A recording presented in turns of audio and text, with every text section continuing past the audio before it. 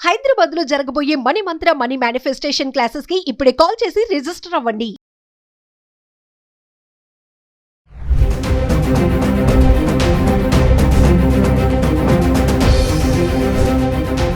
Hi hello నమస్తే, welcome back to Suman TV. Present మనతో పాటు ఉన్నారు ఎనలిస్ట్ మందరి కృష్ణారెడ్డి గారు.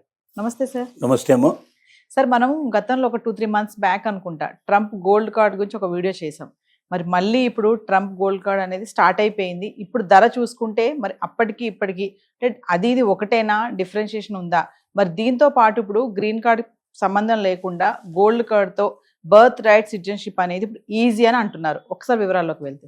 ట్రంప్ మాయాజాలం అంటే ఇదే. ఇప్పుడు చాలా మందికి అర్థమైంది ఏంటంటే, ఈ వీసా అతను ఎప్పుడైతే ప్రకటించాడో ఎందుకు చాలా మంది వీసాదారులను ఇతర దేశాల నుంచి వచ్చిన వాళ్ళని భయపెట్టి పంపించే ప్రయత్నం చేస్తున్నాడు అంటే, ధనవంతులైన వాళ్ళని మాత్రమే అమెరికాకు పిలవాలి, మేధావంతులైన వాళ్ళని మాత్రమే కంపెనీలు తీసుకురావాలంటే ఏమిటి?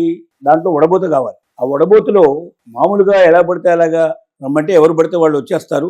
అలా కాకుండా డబ్బుతో కూడినటువంటి వీసాలు మంజూరు చేసినప్పుడు మాత్రమే కరెక్ట్ పర్సన్స్ వస్తారు. అయితే డబ్బున్నవాడైనా వస్తాడు, లేకపోతే మేధావినైనా కంపెనీలు పట్టుకొస్తాయనేటువంటి ఉద్దేశంతో మొదట ఏం చేశారంటే, ఒక గోల్డ్ కార్డు ప్రకటించాడు. ఆ గోల్డ్ కార్డు లోపల 47 కోట్లు సుమారుగా అయ్యేటట్టుగా ఆ రోజులో ప్రకటించడం జరిగింది. ఆ గోల్డ్ కార్డు అనుకున్నంతగా గొప్పగా నడవలేదు. ఎక్కువ మంది దానికి వస్తాడనుకున్నాడు. అసలు అమెరికా అప్పులు మొత్తం దాంతో తీరిపోతాయని చెప్పి ట్రంప్ భావించాడు. దానివల్ల ఆ గోల్డ్ కార్డు ప్రకటించాడు. ఆ గోల్డ్ కార్డు కాస్త అనుకున్న పద్ధతిలో విజయవంతంగా నడవలేదు కాబట్టి కొత్త ఆలోచనకు వచ్చాడు. 1990లో అమెరికా ఏం చేసిందంటే, ఇన్వెస్టర్ వీసా అని ఒక వీసా తీసుకొచ్చింది. EB-5 వీసా అని పిలుస్తారు. ఈ ఇన్వెస్టర్ వీసా ఎవరి కోసం అంటే, ఇన్వెస్ట్మెంట్ చేయగలిగే వాళ్ళు ఎవరు ఉన్నారో, ఇతర దేశాల నుంచి డబ్బులు సంపన్నులు వచ్చి తమ దేశం లోపల ఇన్వెస్ట్ చేయడానికి సిద్ధపడే వాళ్ళ కోసం ప్రత్యేకంగా పెట్టబడింది. ఆ ఇన్వెస్టర్ వీసా చాలా తక్కువ, ఇంత ఉండదు. ఇది వాళ్ళు పెట్టినటువంటి దాంట్లో మనకు దాదాపుగా 9 కోట్లు, అప్పుడు ఉన్న దాంట్లో ఎంత దాదాపుగా ₹1 కోటి సుమారుగా ఉండేట్టుగా పెట్టారు దాన్ని. అయితే ఆ డబ్బు చాలా తక్కువగా ఉంది. రెండోది ఏంటంటే, ఏమంటాడు అంటే, దాంట్లో అవకతవకలు చాలా జరుగుతున్నాయి, చాలామంది సరైన వ్యక్తులు రావడం లేదు, దేశానికి పనికొచ్చేవాళ్ళు కాకుండా దేశ వినాశనానికి పనికి కొంతమంది వస్తున్నారు. దాన్ని పూర్తిగా నిరోధించడానికి, దాన్ని పూర్తిగా ఆపడానికి ఈ ప్రయత్నం మొదలుపెట్టాం. అందువల్ల కొత్త విధానాన్ని ప్రవేశిస్తున్నాను. ఇన్వెస్టర్ వీసాలో దీన్ని తీసుకొస్తున్నాను, గోల్డ్ వీసా తీసుకొస్తున్నాను. ఈ గోల్డ్ వీసాతో ఏంటంటే, గ్రీన్ కార్డు సంపాదించడం చాలా సులభం అవుతుంది. గ్రీన్ కార్డు ప్లేస్లోనే దీన్ని తీసుకొస్తున్నాం ఒక రకంగా చెప్పాలంటే. అంటే ఇక గ్రీన్ కార్డు కోసం ప్రత్యేకంగా అప్లై చేసుకోవడం అనేది ఓన్లీ అక్కడ H-1B వీసాకు వెళ్ళిన వాళ్ళు గ్రీన్ కార్డు కోసం అప్లై చేసుకుంటారు తప్ప, బయట నుంచి డైరెక్ట్గా అప్లై చేయడానికి ఇక పాసిబిలిటీ లేదు. దీని ద్వారా పోవాల్సిందే. తర్వాత ఏమంటాడంటే, ఆల్రెడీ ఇప్పుడు గ్రీన్ కార్డు కోసం ఎవరైతే అప్లై చేసుకున్నారో వాళ్ళు కూడా దీనికి అప్లై చేసుకుంటే తొందరగా వస్తుంది, ప్రాసెస్ తొందరగా అయిపోతుంది, తొందరగా వస్తుంది.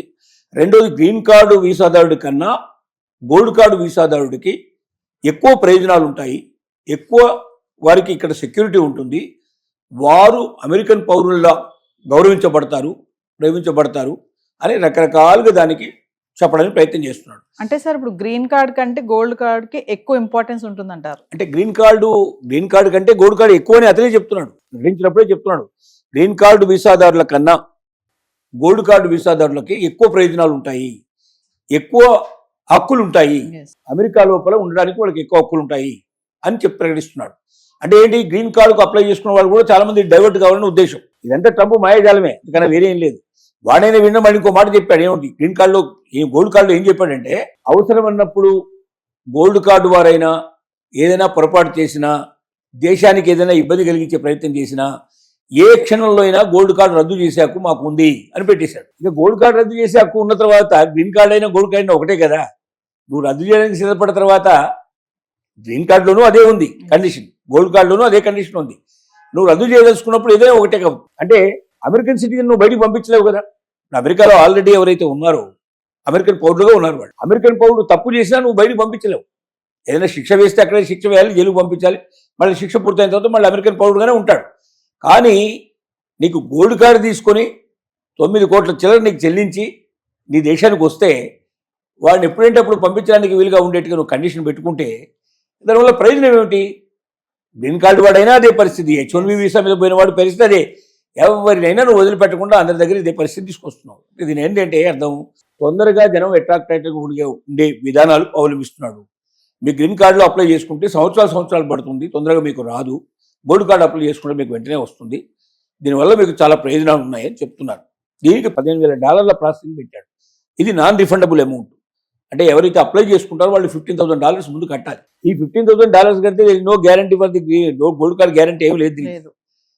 గోల్డ్ కార్డుకు వాడు ఎలిజిబిలిటీ ఉందా లేదా వాడు సోషల్ మీడియా అనేది సెర్చ్ చేస్తాను.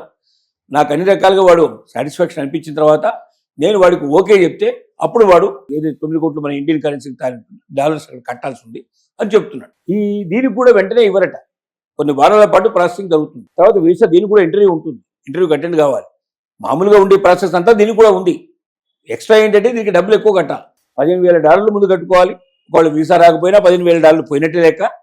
వీసా వస్తే మనకేమిటంటే దాదాపుగా ఒక 9 కోట్లు మనం కట్టేసి మనం పర్మనెంట్గా అక్కడ వీసా సంపాదించుకునే అవకాశం ఉంటుంది. గోల్డ్ కార్డ్ అనేది గ్రీన్ కార్డు కన్నా బలమైందని చెప్తున్నాడు కాబట్టి గ్రీన్ కార్డు హోల్డర్స్ అంతా దీనికోసం అప్లై చేసుకునే అవకాశాలు ఉన్నాయి. వెయిటింగ్లో ఉండేవాళ్ళు చాలా ఏళ్ళ నుంచి వెయిటింగ్లో ఉండేవాళ్ళకి వెయిటింగ్ చేయడం కష్టం అని చెప్పి దీంట్లోకి వస్తారు. రెండోది ఆశ పెడుతున్నారు కాబట్టి గ్రీన్ కార్డు కన్నా గోల్డ్ కార్డు గొప్పదని చెప్పి చెప్తున్నాడు కాబట్టి కొంతమంది ఆకర్షితులయ్యే అవకాశం ఉంది. ఇలాంటి కార్డ్స్ గోల్డ్ కార్డ్స్ ఇప్పటికే యూకేలో ఉన్నాయి, పాకిస్తాన్లో కూడా ఉంది. ఇది చాలా దేశాలు ఇప్పటికే ప్రకటించున్నాయి. షార్ట్ అంటే ఇన్వెస్టర్ వీసా కింద లెక్కేది. ఎవరైనా డైరెక్ట్గా రావాలంటే మీరు రావచ్చు. దుబాయ్ లాంటి దేశాల్లో అయితే చాలా ఈజీ. ₹1 కోటి పెట్టే వస్తావు. 50 లక్షల నుంచి ₹1 కోటి, 5 లక్షలు కూడా వచ్చేటువంటి ఉన్నాయి కొన్ని దేశాలు. 5 lakhs పెట్టేస్తే ఆ దేశానికి మనం గోల్డ్ కార్డు చొప్పున ఇచ్చేస్తారు. అంటే తొందరగా వీసా వచ్చి మా దేశంలో స్థిరపడండి, పెట్టుబడిదారులా రాండి అని చెప్పి ఆహ్వానించడానికి పెట్టినట్టు వీసా. ఇప్పుడు ఇది మాయాజాలం అని అనుకోవాలి తప్ప ట్రంప్ ఇందులో పెద్దగా ఒరిగేదేమిటి అరిగేదేమీ లేదు. దీంట్లో ఇప్పుడు బర్త్ రైట్ దీంట్లో వస్తుందని ఎక్కడ చెప్పలే. అంటే అక్కడ పుట్టిన పిల్లలకు అక్కడ సిటిజన్షిప్ ఇస్తారని ఎక్కడ చెప్పలేదు దీంట్లో. కాకపోతే ఏంటంటే సిటిజన్షిప్ వస్తుంది కాబట్టి సిటిజన్షిప్ వచ్చిన తర్వాత పిల్లలు పుడితే ఆటోమేటిక్గా సిటిజన్స్ అవుతారు. అంటే గోల్డ్ కార్డు వచ్చినట్టు వాళ్ళకి సిటిజన్షిప్ వచ్చింది. సిటిజన్షిప్ పిల్లలు ఆటోమేటిక్గా అమెరికన్ పౌరులు అవుతారు. ఇంతకన్నా ఇందులో వేరే ఏం లేదు. అంతేగాని కొత్తగా వెళ్ళి ఎవరైనా భర్తకు అక్కడ ఇప్పుడు భర్త తీసుకోవడానికి వెళ్ళినట్టు వాళ్ళు ఉన్నారో అట్లాంటి వాళ్ళకి ఇది సాధ్యం కాదు. ఈ సిటిజన్షిప్ వచ్చిన తర్వాత ప్రెగ్నెన్సీ వస్తే అప్పుడు దానికి అలౌ చేస్తారు. సిటిజన్షిప్ రాకముందే ప్రెగ్నెన్సీ ఎక్కడో దేశంలో ప్రెగ్నెంట్ అయ్యి ఇక్కడికి వచ్చి సిటిజన్షిప్ తీసుకుంటే ఆ పిల్లడికి బర్త్ రైట్ ఉంటుందా లేదనేది ఇంకా క్లారిటీ రాలేదు. ఇలాంటి కొన్ని విషయాలు ఇంకా కొద్దిగా ముందు పెడితే మనకు తెలుస్తాయి. ఏది ఏమైనప్పటికీ ఒక కొత్త అవకాశాన్ని మళ్ళీ ట్రంప్ కల్పించాడు.